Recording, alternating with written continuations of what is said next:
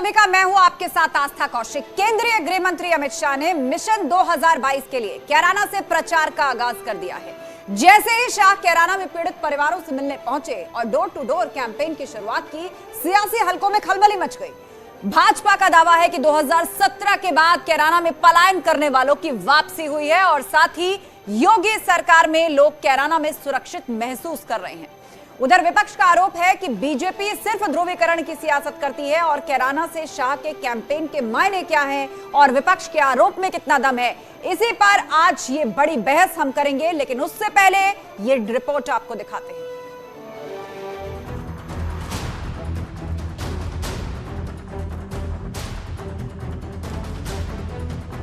पिछली सरकार बहुत खराब रही है। उसमें हमसे रंगदारी मांगी गई है, हमें प्रताड़ित किया गया है पिछली सरकार में। 3 साल तक रहे हैं बाहर। सन 2014 में हम यहाँ से चले गए थे, 2017 में वापस आए। बीजेपी में आने के बाद सर एकदम कैराना बिल्कुल चेंज हो गया। 2017 के बाद से जो चेंज देखा है उसी से हमें फील होता है कि अब कोई डरने की ऐसी बात है नहीं।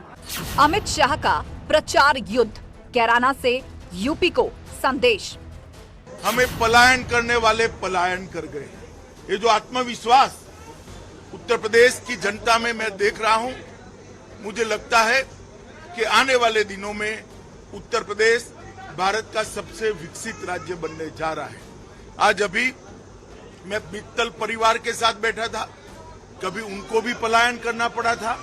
बड़े इत्मीनान से परिवार के 11 सदस्य मेरे साथ बैठे। उन्होंने कहा अब हमें कोई भय नहीं है। पश्चिमी यूपी का रण, कैराना से समीकरण। सब जगह दंगे यही होते थे। उसी प्रदेश में 5 सालों में कोई दंगा नहीं हुआ, क्योंकि दंगाइयों को मालूम है दंगा करेंगे अगले दिन उनका पोस्टर किसी चौराहे पर चिपक जाएगा। तीसरे दिन उनके घर में नोटिस पहुंच जाएगी। जाट लाइन में किसका ठाट, किसकी खड़ी होगी खाट। कोई बात नहीं, उत्तर प्रदेश की संपूर्ण उत्तर प्रदेश की जनता ने तय कर लिया है। इस बार 2022 का जो चुनाव होने जा रहा है, 10 मार्च को जब रिजल्ट आएगा तो भारतीय जनता पार्टी को यही उत्तर प्रदेश की जनता किसान सत्ता से बाहर कर देगा और यहाँ पे समाजवादी पार्टी की सरकार होगी। हताश और निराश भारतीय जनता पार्टी और उनके नेता श्री अमित शाह जी अब कैराना का झूठा पलायन का मुद्दा लेकर के चुनाव को हिंदू और मुसलमान करने पर लग गए हैं, सांप्रदायिक करने पर लग गए हैं। जाट लैंड पर जोर, कैराना में door to door.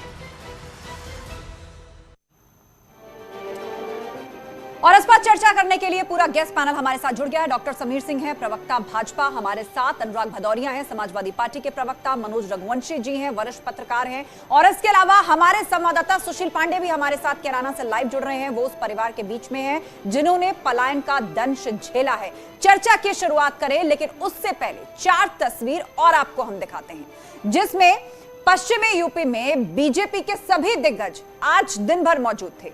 Kairana, Meerut, Baghpat में अमित शाह, अलीगढ़, बुलंदशहर में योगी आदित्यनाथ और बिजनौर में जेपी नड्डा। ये चारों ही नेता आज पश्चिमी उत्तर प्रदेश के अलग अलग जिलों में रहे, लेकिन उस मंच से संदेश एक ही दिया। और चलिए अब इस चर्चा की शुरुआत करते हैं। सबसे पहले सवाल करेंगे हम अनुराग भदौरिया जी से। अनुराग भदौरिया जी, सवाल ये कि पश्चिमी उत्तर प्रदेश में एक तरफ आपका और आरएलडी का अलायंस है और उसका मुकाबला बीजेपी कैसे करेगी हार्ड हिंदुत्व से। पलायन के जख्मों को बार बार कुरेदा जा रहा है और याद दिलाया जा रहा है कि दरअसल 2017 से पहले जो लोग घर छोड़कर गए, आज वो आत्मविश्वास के साथ जी रहे हैं।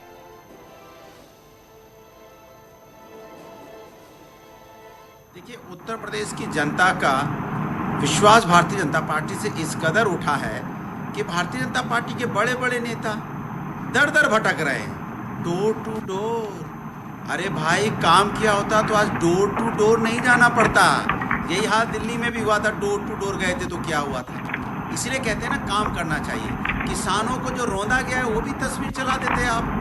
700 किसान किस तरह से यहाँ पे हर मौसम में, चाहे गर्मी हो, सर्दी हो, जाड़ा हो, बारिश हो, किस तरह से वो यहाँ पे धरने पे बैठे 700 किसानों की मौतें हुई थी।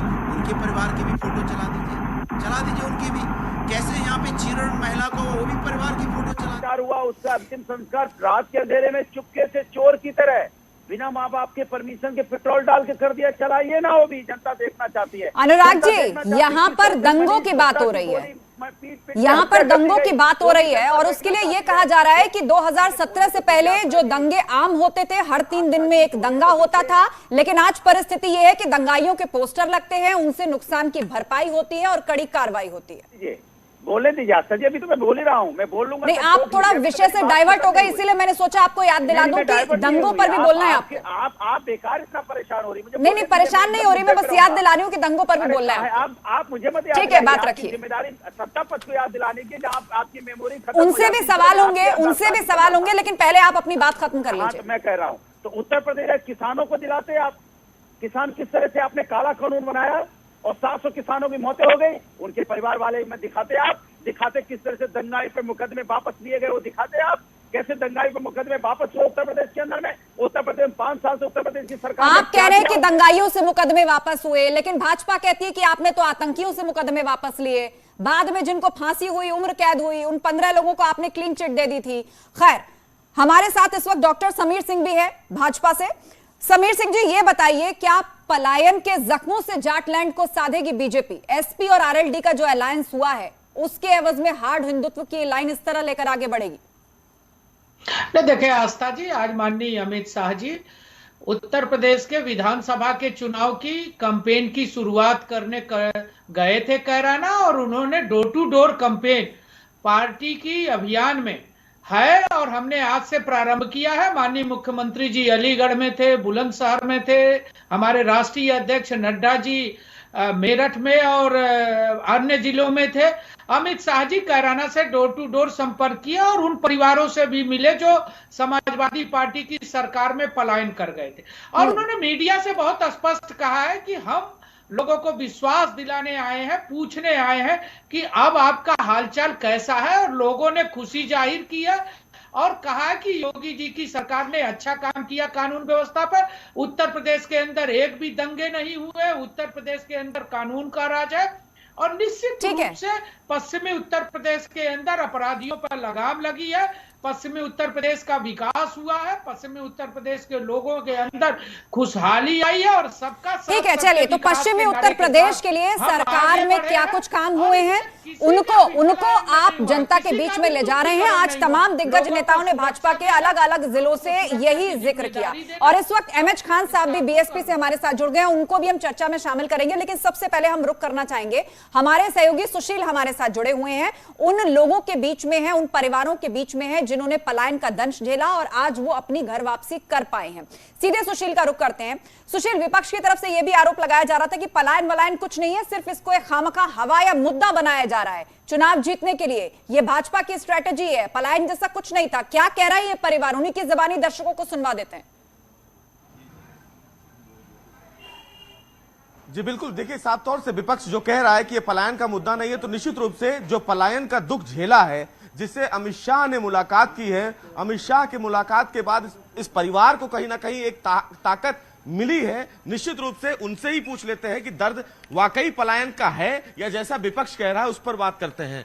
पलायन की दर्द विपक्ष को लेकर कह रहे हैं कि बीजेपी इसको मुद्दा बना रही है। आप 2014 से बाहर चले गए, पलायन का दर्द आप कितना महसूस करते हैं? सर ऐसे समझिए ना, जिसने अपना घर परिवार छोड़ा है, जहां वो पैदा हुआ है, उसने अपने आधा जीवन गुजारा है, या हमारे पिताजी ने तो अपना जो है लगभग 60 साल इस शहर को दिए हैं, इस दुकान को दिए हैं, और एकदम से रातों रात आपको पता लगता है, मतलब आप खुद ही फैसला करते हो कि ये शहर छोड़ के चले जाएंगे तो जिंदा बच पाएंगे, तो कितना दर्द होगा। बाहर लोग नौकरी करने जाते हैं, उनको घर की कितनी याद आती है, और जो हम परमानेंट ही हमें यहाँ से जाने पे मजबूर हो गए, हमें कितना दर्द हुआ होगा। तो ये कोई मुद्दा नहीं है, ये हकीकत है। जो हमारे साथ यहाँ 345 परिवार जो हैं, उन्होंने ये दर्द सहा है। अमित शाह से मुलाकात आपकी हुई, आपको लगता था कि इतना बड़ा नेता आपसे मिलने भी आएगा? आपने कभी सोचा था क्या? हमने कभी नहीं सोचा था कि इतने शीर्ष लेवल के नेता आएंगे और हमारा दुख दर्द बांटेंगे, कभी हमने ऐसा नहीं सोचा था। वो आए, उन्होंने हमारा दुख दर्द बांटा और हमें बहुत अच्छा लगा। उन्होंने हमें आश्वासन दिया है जी कि आप यहाँ जैसे आपने 5 साल गुजारे हैं सुशासन में, यही लॉ एंड ऑर्डर मेंटेन रहेगा। आपको लगता है क्या दर्द? जी बिल्कुल सुशील, तो बेशक ये परिवार बता रहा है और उस समय 300 से ज्यादा परिवारों पर क्या गुजरी थी वो आप बीती भी बयां कर रहा है, लेकिन आज ये अपने उसी व्यापार को जो छोड़कर गए थे, घर को छोड़कर गए थे, वहां वापसी कर पाए हैं। ये आत्मविश्वास इनके अंदर साफ नजर आता है। आप हमारे साथ जुड़े रहिए, आगे भी हम सवाल आपके पास लेकर आएंगे, लेकिन फिलहाल एमएच खान साहब का रुख करने जा रहे हैं हम। बीएसपी प्रवक्ता हमारे साथ हैं। एमएच खान साहब, आपने सुना उन लोगों की बात जो ये कह रहे थे कि हम किस तरह यहां से भागने को मजबूर थे, लेकिन अपने घर द्वार, दुकानें, मकान सब कुछ छोड़ के आज हम वापसी कर पाए हैं। तो लगातार आप लोग कह रहे हैं कि पलायन कोई मुद्दा ही नहीं है, ये तो ध्रुवीकरण कर रही है भाजपा, ये तो साजिश कर रही है, ये तो वोट पाने के लिए एक रणनीति है भाजपा की। अब क्या कहेंगे आप लोग? लोग तो खुद कह रहे हैं कि 300 से ज्यादा परिवारों पर क्या गुजरी है, जरा लोग हमसे पूछे। देखिए 2012 के बाद जब ये पलायन का मामला आया था तो कितनी बार आपने बाइक चलाई? कम से कम 100 बार बाइक चलाई थी। और आज जब चुनाव का वक्त आ गया है, देखिए सवाल इस पर नहीं है कि पलायन हुआ कि नहीं, पलायन तो हुआ और समाजवादी पार्टी की सरकार में हुआ, लेकिन आज चुनाव के वक्त सरकार को अपनी उपलब्धियां गिराने की जरूरत थी। केंद्रीय गृह मंत्री वहां पहुंच रहे हैं उस स्थान पर जहां से हिंदू मुसलमान हो जाए, ये क्या मतलब? लेकिन वो तो इसको सुरक्षा से जोड़ रहे हैं ना, वो इसको सुरक्षा से जोड़ रहे हैं एमएच खान साहब। वो ये भी बता रहे हैं कि मेरठ से हम जो है वो सीधा एक्सप्रेसवे बना रहे हैं प्रयागराज तक। वो ये भी बता रहे हैं कि 5 इंटरनेशनल एयरपोर्ट्स पर काम चल रहा है। वो ये भी बता रहे हैं कि 7 डोमेस्टिक एयरपोर्ट्स जो हैं उन पर काम चल रहा है। लेकिन वो ये भी कह रहे हैं कि पलायन का दर्द जिन लोगों को हुआ, आज उनको सुरक्षित माहौल हमने दिया है। अरे भाई सुनिएगा, अपनी बात करती रहिएगा, कुछ सुनिएगा नहीं तो कैसे काम चलेगा? कैराना से शुरू करने का क्या मतलब है? आप लखीमपुर खीरी से शुरू कर देते, आप हाथरस से शुरू कर देते, आप गोरखपुर के जो व्यापारी मर गया कानपुर से शुरू कर देते। ठीक है, ये सब अगर काम आपने किया होता तो ये कैराना नहीं चुनते आप। ठीक है, तो यानी कुल मिलाकर आप भी आरोप लगा रहे हैं ध्रुवीकरण का भाजपा पर कि चुनाव निकट आए और ध्रुवीकरण की रणनीति लेकर भाजपा आगे बढ़ रही है। अनुराग भदौरिया जी डिस्कनेक्ट हो गए थे। एमएच खान जी आपके पास लौटेंगे, लेकिन अनुराग भदौरिया डिस्कनेक्ट हो गए थे, एक बार फिर से जुड़े हैं। जी अनुराग जी, 5 सेकंड और दे दीजिए। अच्छा ठीक है, अपनी बात पूरी कर लीजिए। जी बात पूरी कर लीजिए। अनुराग जी 1 मिनट, एमएच खान साहब 10 सेकंड में बात पूरी कर रहे हैं। चुनाव आयोग ने क्या निर्देश दिया था कि कोई भी पार्टी का आदमी 5 आदमी ज्यादा नहीं जाएगा। वहां धज्जियां उड़ रही थी, नहीं उड़ रही? आप तस्वीर दिखाइए कि वहां चुनाव आयोग को कुछ समझ नहीं रहा। गृह मंत्री कह रहे तुम क्या होते हो, जो मेरा मर्जी आएगा वो मैं करूंगा। तो मुझे लगता है कि उत्तर प्रदेश में चुनाव फेयर नहीं होने वाला है, चुनाव निष्पक्ष नहीं होने वाला है। इस तरह से अगर सत्ता पक्ष का गृह मंत्री अगर घूमेगा सबको लेकर साथ में, तो चुनाव निष्पक्ष नहीं होने वाला है। ये अंदेशा हो गया मुझे कि ये इस सरकारी दुरुपयोग किया जा रहा है इसका। चलिए ठीक है, आप सरकारी मशीनरी के दुरुपयोग का आरोप लगा रहे हैं, आप ध्रुवीकरण की साजिश का आरोप लगा रहे हैं। अनुराग भदौरिया जी बताइए, आपको नहीं लग रहा है? आपको नहीं लग रहा? ठीक है एमएच खान जी, आपने बात पूरी रख ली। अनुराग भदौरिया जी, हमने पलायन के पीड़ितों का दर्द सुनवाया, आप डिस्कनेक्ट हो गए थे, लेकिन जो बात उन्होंने कही मैं रख देती हूं आपके सामने, यदि आप नहीं सुन पाए हो तो। उन्होंने कहा 300 से ज्यादा परिवारों का दर्द क्या है, कोई हमसे पूछे। कैसे फर्जी कहा जा सकता है पलायन के मुद्दे को? जी अरे ओ आस्था जी अनुराग जी जवाब दे दीजिए, पलायन पर ही बोल दीजिए, दंगों पर बोल दीजिए कुछ। क्या बोलेंगे? हाँ बोल रहा हूं। मैं तो पूछ रहा था, मैं तो ये सोच रहा था कि भैया महिला सम्मान की बीजेपी बात करती है, तो हाथरस में बच्ची के साथ अन्याय हुआ तो क्यों नहीं गए थे भाई अमित शाह जी? क्या महिलाओं का सम्मान नहीं है? महिलाओं के सम्मान के लिए तो उसके घर नहीं गए आज तक वहां पे चीरहरण हुआ बेटी का लखीमपुर में, आज तक उसके घर नहीं गए। वहां पे जहां किसानों को रौंदा गया, 8 किसानों की मौतें हुई, उसके घर तो आज तक नहीं गए। क्यों नहीं गए भाई? उन्नाव की बेटी के साथ अन्याय हुआ, उसके घर तो आज तक नहीं गए। और मनीष गुप्ता को पुलिस ने पीट के मार डाला, उसके घर भी नहीं गए। और विवेक तिवारी की गोली मार के निर्दोष की हत्या कर दी गई, उसके भी घर नहीं गए। तो मेरा सवाल है, कोविड काल में लोग ऑक्सीजन के बगैर तड़प के मर गए, उनके भी घर नहीं गए। तो इसके मतलब कैसे देश के ये मंत्री जी हैं, गृह मंत्री जी, जिन लोगों ने पलायन किया, क्या आप मुद्दे को खारिज कर सकते हैं?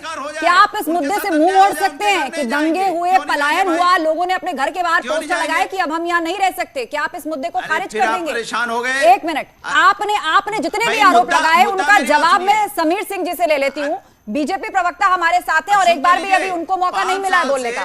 समीर सिंह जी, ये मुद्दे अनुराग भदौरिया जो उठा रहे हैं, सुना आपने उनके बारे में, क्या कहेंगे अब आप? हो गया आपके पास लौटेंगे, लेकिन आप ही के सवालों का जवाब समीर सिंह दे दें पहले। आस्था जी, अनुराग जी को कैराना का नाम लेने से डर लग रहा है, डर इस नाते लग रहा है कि ये पलायन के जिम्मेदार नाहिद खान को, नाहिद हसन को प्रत्याशी बनाए थे और वो गैंगस्टर नाहिद हसन आज जेल में है। सत्ता पक्ष आज बोलता है जेल तो में है आपको साफ सुन तुम्हारा जाता है। गैंगस्टर अनुराग भदौरिया, जिसको सत्ता पक्ष तुमने बोल रहा है तो बोलिए, प्रत्याशी आस्था जी, बनाया हिम्मत है था तो 1 बोलिए। नंबर पे, आस्था जी, वो आपकी जेल हिम्मत में है तो है। बोलिए। उसकी सत्ता बहन पक्ष का बोल रहा है, नाम बोलिए, चुप अनुराग जी, मदन भैया की अनुराग जी, आपको पूरा समय दिया गया है और वापस आपको काउंटर करने का भी मौका मिलेगा, लेकिन एक बार सवाल का जवाब पूरा समीर सिंह जी से तो सुन लीजिए। पलायन का वो जिम्मेदार था। आप लोग एक साथ बोल पड़ते हैं, एक साथ बोल पड़ते हैं आप अनुराग जी, पूरा समय आपको दिया गया है, आगे भी काउंटर करने का मौका मिलेगा। दादागिरी की एंकरिंग हो रही है, ये दादागिरी है। चैनल की देखिए, आपको पूरा समय दिया गया है अनुराग जी, आप मुद्दे पर नहीं बोलते, आप पलायन पर नहीं बोलते, आप दंगे पर नहीं बोलते, पीड़ित परिवारों की बात को आप खारिज करते हैं और फिर एंकर पर आरोप लगाते हैं। चेहरा आपका बेनकाब हो गया अनुराग भदौरिया। अनगिनत क्या आप बोले नहीं देते मुझे? मेरा सेंटेंस पूरा नहीं होने देंगे। कमाल करेंगे, हम बोलना चाहते हैं, हम कहते हैं 5 साल उत्तर प्रदेश की सरकार कौन थी? 5 साल से पलायन का क्यों नहीं याद आई? 5 साल से कैराना क्यों नहीं गए? 5 साल से योगी जी की सरकार थी, योगी जी क्यों नहीं गए? 5 साल से कैराना। आज क्या बात पड़ी है? आज चुनाव आ गया, इसलिए आपको कैराना दिखाई दे रहा है। आप यहाँ पे राजनीति, विकास की राजनीति नहीं कर सकते, महिला सम्मान की राजनीति नहीं कर सकते, रोजगार की राजनीति नहीं कर सकते, महंगाई के ऊपर में बात नहीं कर सकते, किसानों के ऊपर में बात। ठीक है समीर सिंह, अनुराग भदौरिया, आप दोनों को मैं रोकना चाहूंगी। समीर सिंह, अनुराग भदौरिया, आप दोनों को मैं रोकना चाहूंगी। एक साथ आप लोग बोलेंगे तो किसी की भी बात जनता को समझ में नहीं आएगी। एक एक करके सवाल होगा, आपके पास मैं लौटूंगी, लेकिन मनोज रघुवंशी जी भी हमारे साथ जुड़े हुए वरिष्ठ पत्रकार। मनोज जी, यहाँ पर आरोप ये लगाया जा रहा है कि विकास की राजनीति नहीं कर सकते, इसीलिए ध्रुवीकरण का सहारा लेना पड़ रहा है। क्या कह रहा है आपका आकलन? किसकी राजनीति नहीं कर सकते? विकास की राजनीति नहीं कर सकती बीजेपी, इसीलिए ध्रुवीकरण का सहारा लेना पड़ रहा है। पश्चिमी यूपी में सपा और आरएलडी के गठबंधन के एवज में भाजपा को ध्रुवीकरण पे आना पड़ रहा है, ये आरोप विपक्ष लगा रहा है। क्यों पर आना पड़ा? ठीक बात, लेकिन ध्रुवीकरण पे पहले इतनी बात तो निपटा लें कि जो ये आरोप है कि भाई आप कैराना क्यों गए और आप कैराना जाके आप एक इसको मुद्दे को उभारना चाह रहे हैं, मुद्दे को। हमारा कहना यह है कि कैराना तो जाना ही चाहिए था, लेकिन अखिलेश यादव से और मायावती से और प्रियंका गांधी से भी एक सवाल है साथ में, मतलब खान साहब बैठे हैं, अनुराग भदौरिया जी बैठे हैं, कि जब कश्मीर से सारे के सारे हिंदू, यहाँ तक ये 300 थे ना कैराना में, कश्मीर घाटी से सारे के सारे हिंदू पलायन कर गए, उन लोगों को टेरराइज करके आतंकवाद के माध्यम से उन लोगों को डरा के भगा दिया गया। और 32 साल पहले ये हुआ, मतलब अभी 2 दिन पहले 32 साल हुए हैं इस बात को पूरे। उसके ऊपर मुलायम सिंह और अखिलेश यादव ने क्या दुख प्रकट किया जरा बता दें। या बांग्लादेश से 1971 में जो हिंदू प्रताड़ित करके भगाए गए, उनको जान से मारा गया, उनकी बेटियों का बलात्कार किया गया, उनके मंदिर तोड़े गए, उनके घर लूटे गए, वो लोग यहाँ पे आए, उन्होंने यहाँ शरण पाई। उसके लिए अखिलेश यादव या प्रियंका गांधी या मायावती या खान साहब या अनुराग भदौरिया को कोई दर्द हो या व्यक्त किया हो पहले तो बता दें। मतलब ठीक है, ये जो सवाल मनोज रघुवंशी जी आप उठा रहे हैं, इसका जवाब अनुराग भदौरिया और एमएच खान से ले लेते हैं। अनुराग भदौरिया जी। जी देखिए, मैं उनसे पूछना चाहता हूं, आज इतनी बड़ी बड़ी बातें करे, 5 साल से मनोज रघुवंशी कहां थे? 5 साल से इन्होंने हिम्मत जुटाई होगी जी सवाल पूछते कि आप कैराना क्यों नहीं गए? 5 साल से सवाल पूछते कि आप देश के गृह मंत्री आप कैराना क्यों नहीं गए? आज चापलूसी बैठ के यहाँ पे जो कर रहे हैं टीवी पे मनोज रघुवंशी जी, इन्हें 5 साल पहले इनको क्या सांप सूंघ गया था? इन्होंने क्यों नहीं पूछा योगी जी से? क्यों नहीं पूछा हाथरस की बेटी के साथ अन्याय हुआ, क्यों उसके बेटी के साथ अन्याय हुआ? कैराना में जो अगर कोई घटना घटी तो क्यों नहीं आप कैराना गए? तब सांप सूंघ गया था क्या आपको? क्या चापलूसी करने आ गए? आज चुनाव होगा महंगाई पे, चुनाव होगा बेरोजगारी पे, चुनाव होगा यहाँ पे जो युवाओं ने यहाँ बेरोजगारी महंगाई पे आत्महत्या की उस पे, चुनाव होगा। ठीक है अनुराग जी, तमाम मुद्दे उठाइए, विपक्ष के पास बहुत सारे मुद्दे हैं। महंगाई का मुद्दा आप लोग उठा रहे हैं, शिक्षा उठा रहे हैं, स्वास्थ्य उठा रहे हैं, महिला सुरक्षा, तमाम सवाल खड़े कीजिए, लेकिन पलायन और दंगों पर भी तो कुछ बोल दीजिए। 2017 से पहले आपकी सरकार पर बहुत संगीन आरोप लगाए जा रहे हैं पलायन और दंगे को लेकर, उस पर भी तो कुछ बोल दीजिए महाराज। अरे हमारे क्या सरकार आखिरी- में कोई पलायन नहीं हुआ, ये फर्जी लोग हैं, झूठ बोलते हैं। अच्छा, हमारे संवाददाता के साथ जो परिवार बैठा है वो झूठ बोल रहा है। हमारे सहयोगी सुशील के साथ कैराना में जो परिवार बैठा है वो झूठ बोल रहा है। ठीक है, आप जुड़े रहिए, मैं फिर उसी परिवार के पास ले चलती हूँ।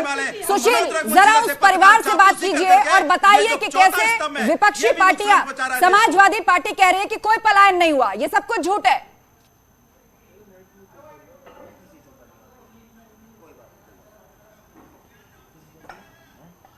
जी देखिए आस्था, सबसे महत्वपूर्ण बात, आस्था परिवार है, सामने बैठा है, अमित शाह से मुलाकात हुई है।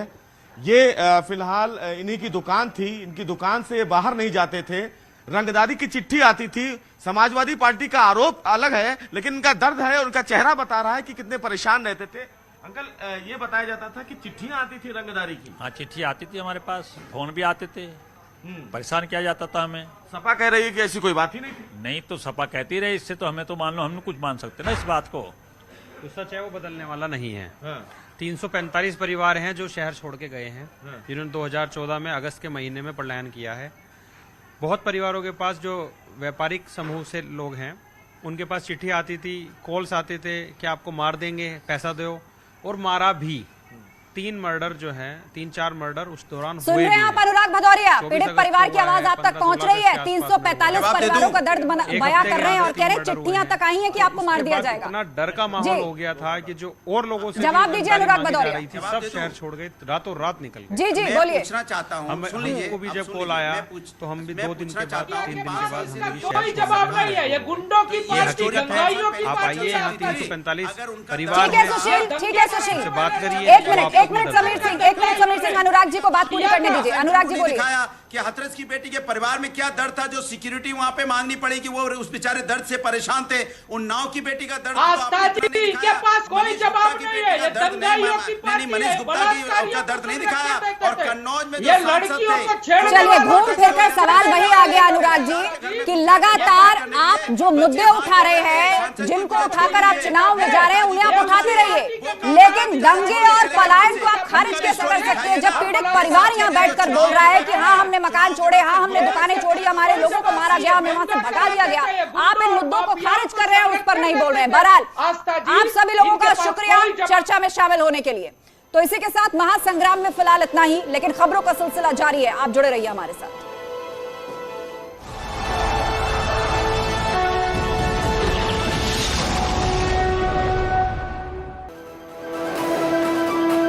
आज आ सकती है